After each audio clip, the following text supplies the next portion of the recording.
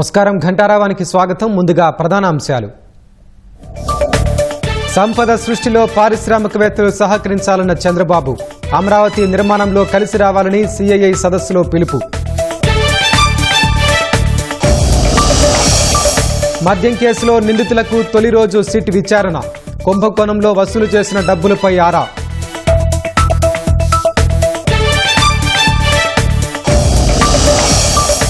తిరుమలలో భద్రత బలోపేతంపై డీజీపీ సమీక్ష. రక్షణ సంస్థలతో కలిసి సెన్సార్ ప్లే సిస్టమ్ ఏర్పాటుపై చర్చ.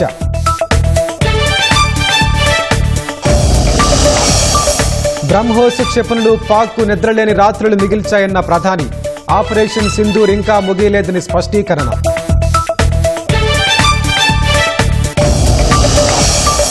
2014 నుంచి 23 వరకు గద్దర్ తెలంగాణ సినీ అవార్డుల ప్రకటన. తెలుగు రాష్ట్రాలు చెరో ఏడాది అందజేస్తే బాగుంటుందన్న మురళీమోహన్.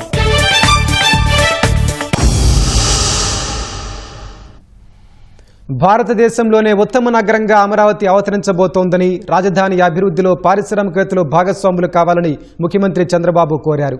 ఢిల్లీలో భారత పరిశ్రమల సమాఖ్య వార్షిక సమ్మేళనంలో పాల్గొన్న సీఎం పెట్టుబడిదారులకు ఎలాంటి సమస్య తలెత్తకుండా తాను బాధ్యత తీసుకుంటానని భరోసా ఇచ్చారు. సంపద సృష్టికి సహకరించాలని విజ్ఞప్తి చేశారు. ఢిల్లీ పర్యటనలో భాగంగా ముఖ్యమంత్రి చంద్రబాబు సిఐఐ వార్షిక సమ్మేళనంలో పాల్గొన్నారు. ఆంధ్రప్రదేశ్ అభివృద్ధి లక్ష్యాలు, పెట్టుబడుల అవకాశాలను పారిశ్రామికవేత్తలకు వివరించారు. 1995లో అప్పటి ప్రధాని, కేంద్ర నాయకులు కూడా దావోస్కు వెళ్లలేదని, తాను మాత్రమే వెళ్లినట్లు చంద్రబాబు తెలిపారు. Go back around 1995, CAI was building organization. No takers in India. Whenever I used to associate with the industrialist or CAI, people caution me, you may lose votes. There were some people, when I wanted to go to Davos, they politely guided me not to go to Davos. The reason is very simple. That is where all industrialists are there. You associate with them, pro-rich image will come. Poor people won't vote for you. Even central leaders and also including prime ministers at that time, they never visited Davos. I am only the man who visited Davos continuously from 1995 whenever I am in power. If you create wealth, I can get more revenue. If you can get more revenue, I can give more and more welfare programs and empowering the people. I promoted industry from the beginning. It is your obligation to support me also in creating wealth. హైదరాబాద్లో మరో నగరాన్ని సృష్టించే అవకాశం వచ్చిందన్న CM Amaravati నిర్మాణంలో భాగస్వాములు కావాలని పారిశ్రామికవేత్తలకు పిలుపునిచ్చారు. Other countries having better entrepreneurs compared to India. You write down, tomorrow we are going to rule globally. Earlier, I promoted combined Andhra Pradesh. I created best ecosystem Hyderabad. Because of bifurcation, it has gone to Telangana. Now, because of Hyderabad, 75% revenue is coming from Hyderabad for Telangana. Now, God has given me one more opportunity to create one more city. That is Amaravati. Lot of opportunities. I am requesting all of you to have better name for tomorrow. You should be partners in building Amaravati. I am telling you, it will be the best city in the near future. All Indians can be proud of it.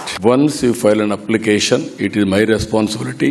Then from then onwards, we will work with you for execution without any problems. Even site selection, everything, all clearances, everything I will get it done in a record time. That is our assurance for all of you.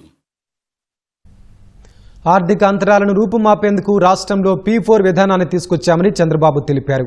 కేవలం డబ్బుతోనే అన్ని పనులు జరగవని, సమాజంలోని top 10% మంది అట్టడుగున ఉన్న 10% దత్తత తీసుకోవాలని పిలుపునిచ్చారు. ప్రపంచంలో చాలా బ్రాండ్లకు ఎప్పుడూ మార్కెటింగ్ ఉంటుందన్న చంద్రబాబు ఆంధ్రప్రదేశ్లోని CBN బ్రాండ్ కూడా అలాంటిదేనని స్పష్టం చేశారు. Recently, some friends, they came and told me, sir, 20 years back, we used to go to different states, different leaders. Straight away, they used to say, what CBN is doing, you do same thing for me. That was the demand at that time. Only few brands will have value. That is, if you see China, they are having a problem. Some brands, global brands are there. It is always marketing. That is the brand we are having in Andhra Pradesh. That is where CBN is a brand. This is where I am requesting all of you. There is a proof of concept. You come and test. Credibility will come over a period of time, not overnight. I have done so many things at that time. I brought so many things for this great nation. Always apple is apple. Software రంగంలో సేవలందించే వెబైల్ apps సంస్థ రాజధాని అమరావతిలో కార్యకలాపాలు ప్రారంభించింది. గుంటూరు జిల్లా తాడేపల్లిలోని KL విశ్వవిద్యాలయంలో కార్యాలయాన్ని కెఫిన్టెక్ సీఈఓ శ్రీకాంత్ నాదిల్లా ప్రారంభించారు. కేఎల్యూలో ఏర్పాటైన తమ సంస్థ ఆంధ్రప్రదేశ్లో ఏఐ డిజిటల్ ఇన్నోవేషన్ హబ్గా మారుతుందని ఆయన చెప్పారు. KFintech is one of the largest financial services company in this country. దాదాపు 4,000 కోట్ల వాల్యుయేషన్ ఉన్న కంపెనీ. 8,000 మంది ఎంప్లాయీస్ ఉన్నారు మన హైదరాబాద్లోను వేరియస్ అదర్ ప్లేసెస్లో. ఈరోజు ఇనాగ్రేషన్ ఇది. డే 1లోనే మాకు దాదాపు 70 మంది స్టార్ట్ అవుతున్నారు.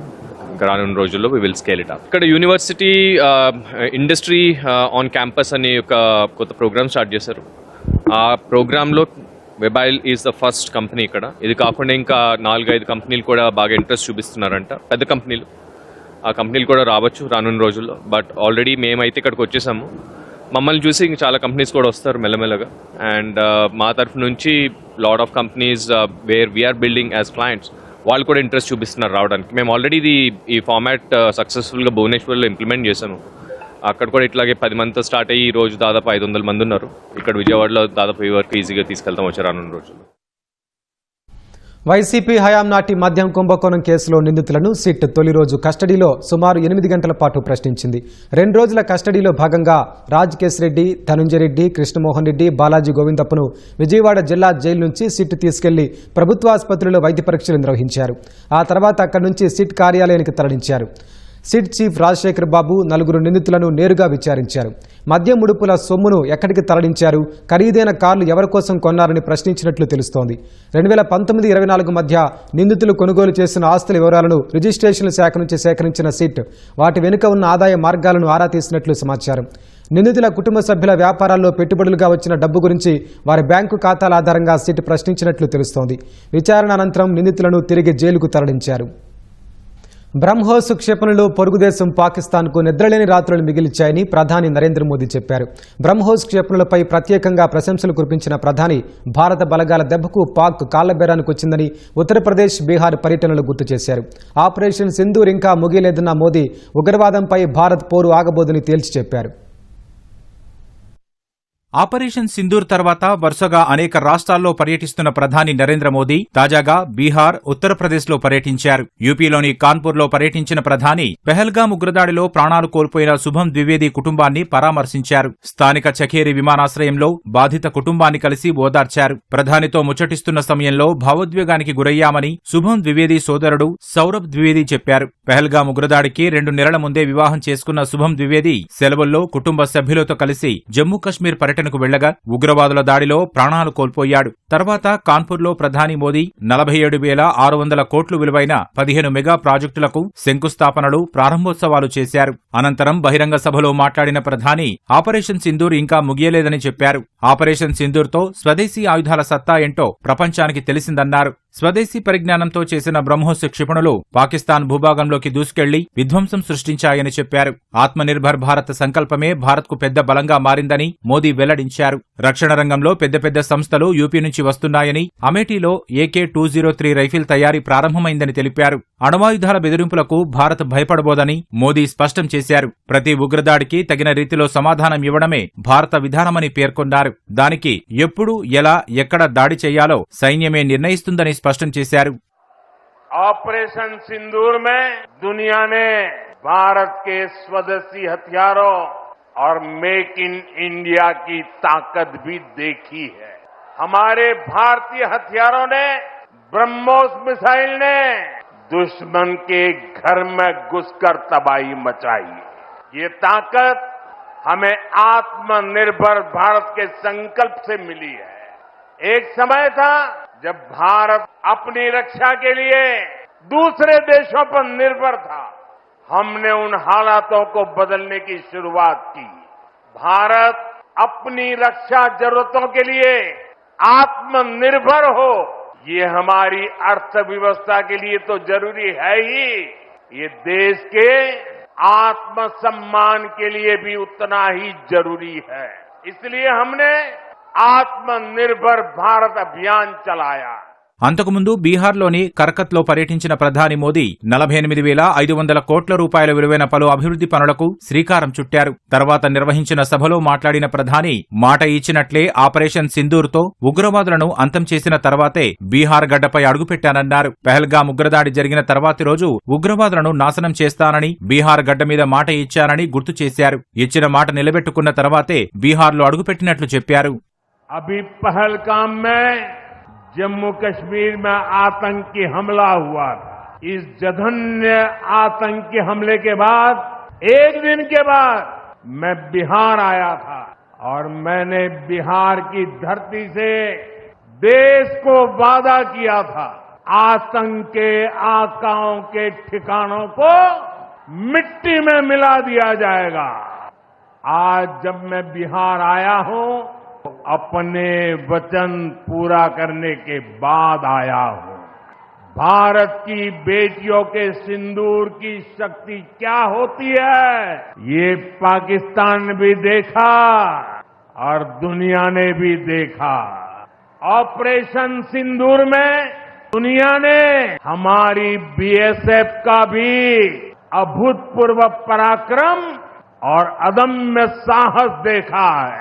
लेकिन दुश्मन समझ लें, ये तो हमारे तर्कस का केवल एक ही तीर है।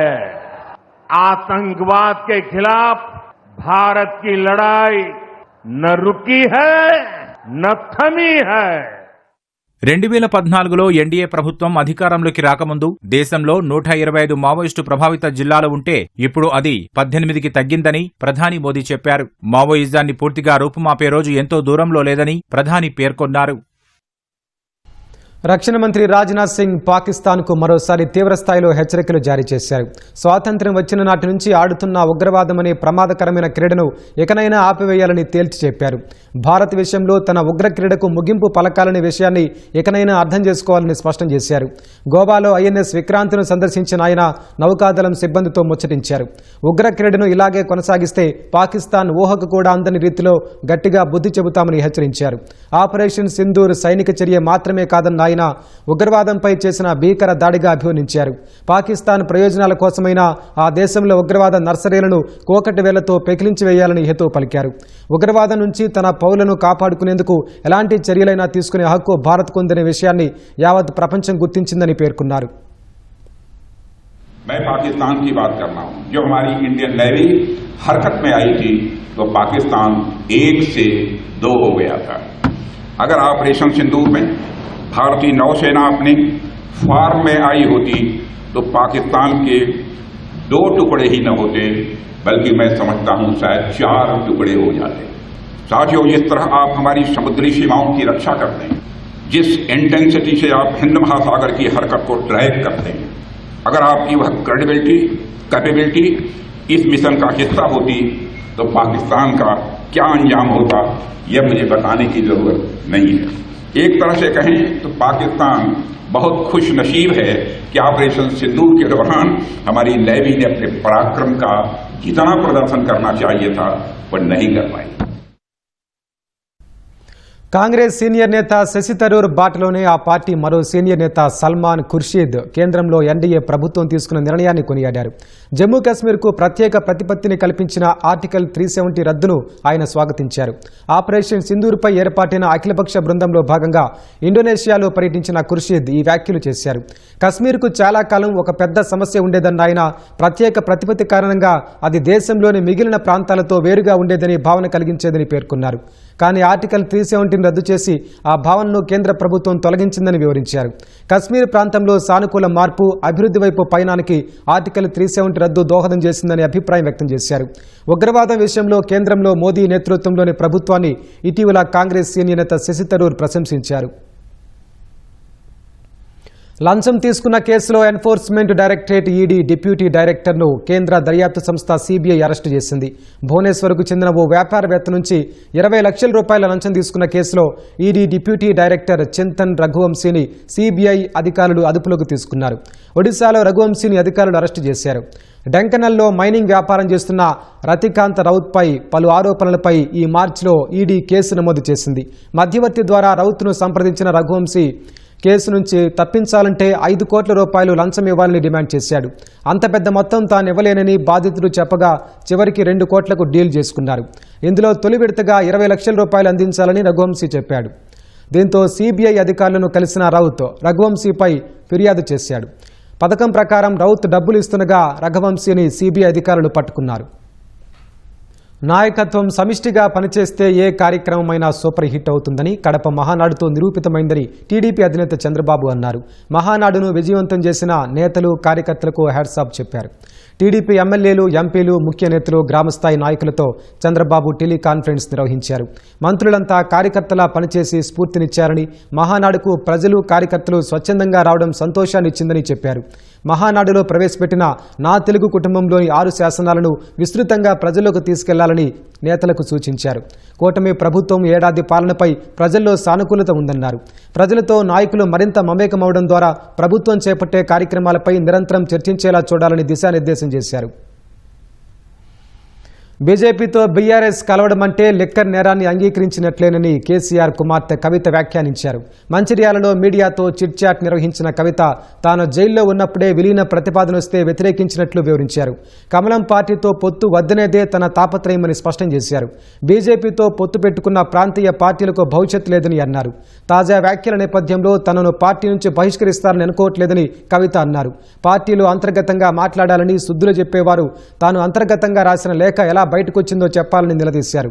ఆపరేషన్ కగార్ పేరుతో బీజేపీ మారణకాండ సృష్టిస్తోందని దుయ్యబట్టారు. రాష్ట్రం విడిపోయినప్పటి నుంచి పెండింగ్లో ఉన్న సినీ పురస్కారాలన్నింటినీ తెలంగాణ ప్రభుత్వం ఒకేసారి ప్రకటించింది. గద్దర తెలంగాణ సినీ అవార్డులో భాగంగా 2014 నుంచి 2023 వరకు ఒక్కో ఏడాదికి 3 ఉత్తమ చిత్రాలను ఎంపిక చేసింది. 6 ప్రత్యేక పురస్కారాలను సైతం ప్రకటించింది. నందమూరి బాలకృష్ణను ఎన్టీఆర్ జాతీయ అవార్డుతో సత్కరించాలని నిర్ణయించింది. 24 ఏడాదికి గాను గద్దర్ సినీ అవార్డుల విజేతలను జ్యూరీ చైర్మన్ జయసుధ ప్రకటించగా 2014 జూన్ 2 నుంచి 2023 వరకు ఎంపిక చేసిన చిత్రాల వివరాలను మరో జ్యూరీ చైర్మన్ మురళీమోహన్ వెల్లడించారు. 10 ఏళ్లలో ఒక్కో ఏడాదికి 3 ఉత్తమ చిత్రాలను జ్యూరీ కమిటీ అవార్డులకు ఎంపిక చేసింది. 2014 సంవత్సరం అండి best film Run Raja Run, second best film Paathshala, third best film Alludu Seenu. అలాగే 2015 first best film Rudhramadevi, second best film Kanche, third best film Srimanthudu. 2016లో first best film Shatamanam Bhavati, second best film Pelli Choopulu, third best film Janatha Garage. అలాగే 2017లో first best film Baahubali Conclusion, second best film Fidaa, third best film Ghazi. అలాగే 2018లో first best film Mahanati, second best film Rangasthalam. 2019లో first best film Maharshi, second best film Jersey, third best film Mallesham. అలాగే 2020లో వచ్చేటప్పటికి first best film Ala Vaikunthapurramuloo, second best film Colour Photo, third best film Middle Class Melodies. 2021లో first best film RRR, second best film Akhanda, third best film Uppena. 2022లో first best film Sitaramam, second best film Karthikeya 2, third best film Major. 2023 first best film Balagam, second best film Hanuman, third best film Bhagavanth Kesari. Special jury award Prajakavi Kaloji. ఇవి సినిమాలకు సంబంధించిన అవార్డులు. ఇవి 10 ఏళ్ల చిత్రాలతో పాటు సినీ రంగంలో విశేష సేవలందించిన ప్రముఖుల పేరుతోనూ ప్రభుత్వం ఈసారి 6 ప్రత్యేక పురస్కారాలను ప్రకటించింది. ఎన్టీఆర్ జాతీయ పురస్కారాన్ని నందమూరి బాలకృష్ణకు, దర్శకుడు మణిరత్నానికి పైడి జయరాజ్ అవార్డు, దర్శకుడు సుకుమార్కు బిఎన్ రెడ్డి అవార్డు ఇచ్చినట్లు మురళీమోహన్ వివరించారు. స్పెషల్ అవార్డ్స్ అని చెప్పి 6 అవార్డులను ఎంపిక చేయడం జరిగింది. First award NTR national award ఇది నందమూరి బాలకృష్ణ గారికి ఎన్టీఆర్ గారి అవార్డు ఇవ్వడం జరిగింది. అలాగే జయరాజ్ గారు, పైడి జయరాజ్ గారు అని తెలంగాణ నుంచి వెళ్లిన వ్యక్తే. హిందీ సినిమాల్లో చాలా సినిమాల్లో హీరోగా యాక్ట్ చేసినట్టు వ్యక్తి. వారి పేరు మీద కూడా మొట్టమొదటిసారిగా పైడి జయరాజ్ ఫిల్మ్ అవార్డు అని చెప్పి దానికి మణిరత్నం గారికి ఇస్తున్నాం ఈ అవార్డుని. Next B N Reddy film award for Telugu film director Shri Sukumar. అలాగే 4లో Nagireddy Chakrapani film award Telugu film producer Atluru Purnachandrarao గారు. అలాగే విజయ్ దేవరకొండకి కాంతారావు గారు అవార్డు ఇస్తున్నాం. అలాగే రఘుపతి వెంకయ్య ఫిల్మ్ అవార్డు, ఇది అదర్ దాన్ ఫిల్మ్ ఆర్టిస్ట్ కేటగిరీలో ఫిల్మ్ ఆర్టిస్ట్ కాకుండా అదర్ వాళ్ళకి. దీనిలో ప్రముఖ రచయిత ఎండమూరి వీరేంద్రనాథ్ గారికి ఈ అవార్డు సెలక్షన్ జరిగింది. గద్దర్ పేరుతో అవార్డులు ఇవ్వడం అభినందనీయమని జ్యూరీ చైర్మన్ మురళీమోహన్ పేర్కొన్నారు. జూన్ 14న హైదరాబాద్ హైటెక్స్ లో గద్దర్ అవార్డుల ప్రదానోత్సవాన్ని ఘనంగా నిర్వహించనున్నట్లు వెల్లడించారు. ఏపీ ప్రభుత్వం కూడా సినీ అవార్డులు ప్రకటించాలని సీనియర్ నటుడు మురళీమోహన్ కోరారు. ఒక్కో ఏడాది ఒక్కొక్కరు అవార్డులు ఇచ్చేలా 2 తెలుగు రాష్ట్రాలు ఒక అవగాహనకు వస్తే బాగుంటుందని ఆయన సూచించారు. సినిమాలను తెలంగాణ, ఆంధ్ర అంటూ వేరువేరుగా చూడొద్దని మురళీమోహన్ కోరారు. మాకు ఈ ప్రభుత్వం ఒక అవార్డు, ఆ ప్రభుత్వం ఒక అవార్డు అనే దానికంటే 2 ప్రభుత్వాలు కలిపి ఒక అండర్స్టాండింగ్ వచ్చి ఓ సంవత్సరం తెలంగాణ గవర్నమెంట్ రాష్ట్రమెంట్ సెలెక్ట్ చేసి ఫంక్షన్ చేస్తుంది, ఓ సంవత్సరం ఆంధ్రప్రదేశ్ సెలెక్ట్ చేసి ఇది ఇచ్చేది. అట్లా కనుక అయితే ఏముందంటే ఒకే అవార్డు, లేకపోతే తెలంగాణలో ఈ సినిమాకి వచ్చింది, ఆంధ్రాలో ఆ సినిమాకి వచ్చింది అనే కాంట్రవర్సీ లేకుండా తెలుగు సినిమాకు 2 రాష్ట్రాలు కావాలి మాకు. ఒకటి ఎక్కువ కాదు, ఒకటి తక్కువ కాదు. అందుకని ఇద్దరు చీఫ్ మినిస్టర్ ఒక అరేంజ్మెంట్కి వచ్చి ఓ సంవత్సరం తెలంగాణలో చేయటం, ఓ సంవత్సరం ఆంధ్రప్రదేశ్లో చేయటం. ప్రభుత్వంతో సంప్రదింపులు జరిపేందుకు, సమస్యలు విన్నవించేందుకు ఫిలిం డిస్ట్రిబ్యూటర్లు, ఎగ్జిబిటర్లు, నిర్మాతల సంఘాలతో కమిటీ వేస్తున్నట్లు సినీ నిర్మాత సి కళ్యాణ్ వెల్లడించారు. విశాఖలోని ఏపీ ఫిలిం ఛాంబర్ కార్యాలయంలో నిర్వహించిన సమావేశానికి నిర్మాతలు స్రవంతి రవికిషోర్, సి కళ్యాణ్ సహా పలువురు హాజరయ్యారు. థియేటర్ల నిర్వహణ, పర్సెంటేజీలపైన చర్చించారు. కమిటీ సభ్యుల పేర్లను ప్రభుత్వానికి సోమవారం పంపుతామని తెలిపారు. సినిమా థియేటర్లలో తనిఖీలు సాధారణంగా జరుగుతున్నవేనని స్పష్టం చేశారు. కమిటీ మీటింగ్ ఈరోజు జరిగిందండి. అన్ని సెక్టార్ల వాళ్ళు వచ్చారు. ఎగ్జిబిటర్లు, డిస్ట్రిబ్యూటర్లు, ప్రొడ్యూసర్లు, స్టూడియో సెక్టార్ 4 సెక్టార్లు వచ్చాయి.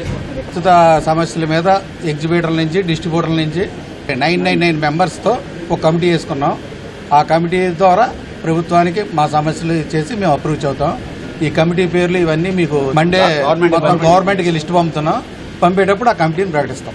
రెగ్యులర్గా జరిగే ఈసీలో మేము ఆల్రెడీ నిర్ణయం తీసుకొని ప్రెసిడెంట్ గారు డిక్లేర్ చేశారు. 30వ తారీఖు ఈసీలో డిస్కస్ చేస్తాం.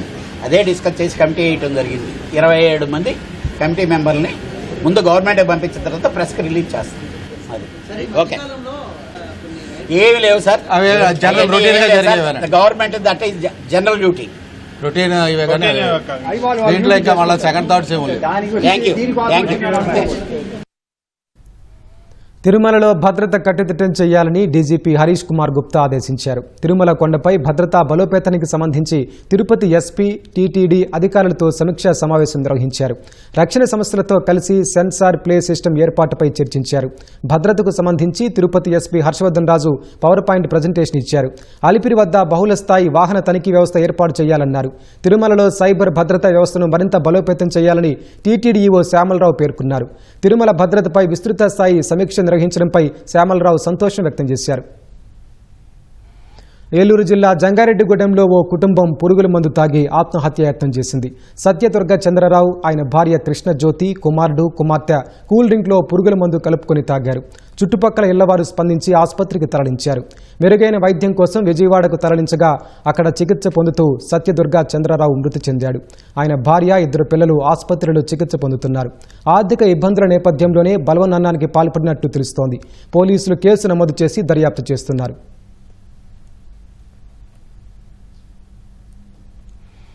ఏలూరు జిల్లా భీమడోలు మండలం పోలసానిపల్లిలో బాలికల గురుకుల పాఠశాలల భవనం పైకప్పు కూలింది. సైన్స్ పరికరాలు, కంప్యూటర్లు ధ్వంసమయ్యాయి. ఇదే ప్రాంగణంలో గత శుక్రవారం పాఠశాల జోన్ 2 స్థాయి ఉపాధ్యాయుల కౌన్సిలింగ్ జరిగింది. ఆ సమయంలో తరగతి గది పైకప్పు కూలి ఉంటే ప్రమాదం జరిగేదని సిబ్బంది ఆందోళన వ్యక్తం చేశారు. వేసవి సెలవులు కావడంతో పిల్లలకు ప్రమాదం తప్పినట్లేనని అన్నారు.